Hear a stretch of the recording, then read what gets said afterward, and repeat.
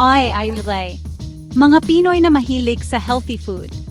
Gusto nyo bang malaman kung anong gulay ang pwedeng kainin sa sinigang kung may goiter kayo?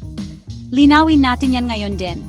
Kasi akala ng iba ang gulay na kangkong, okra, beans, at kamatis ay mayaman sa iodine. Pero, mali yan. Masustansyang gulay ang mga yan, pero hindi talaga sila nagbibigay ng iodine na kailangan ng thyroid nyo.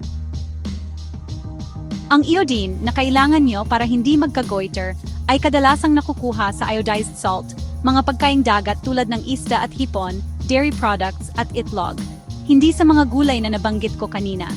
Ngayon, kung may goiter kayo, dapat iwasan nyo ang mga goitergenic veggies o yung mga pwedeng makasama sa thyroid nyo kapag sobra o hilaw, tulad ng pechay repolyo, mustasa at labanos. Kaya, bawal ang pechay sa sinigang nyo. Ano naman ang pwede? Magandang balita. Maraming masarap at ligtas na gulay para sa sinigang kangkong, okra, sitaw, talong, kamatis, sigarilyas at gabi. Basta lutong-luto. Lahat yan ay mababa sa goitrogens at walang masamang epekto sa thyroid nyo. Pero, eto ang sikreto kung gusto nyo ng iodine sa sinigang, gamitin ang iodized salt. Kung gusto nyo talagang mataas sa iodine, isama ang seafood, bangus, hipon, o kahit seaweed kung gusto nyo. Paano naman ang papaya at saging? Pasensya na, pero hindi sila mayaman sa iodine. Ligtas silang kainin, pero hindi solusyon para sa goiter.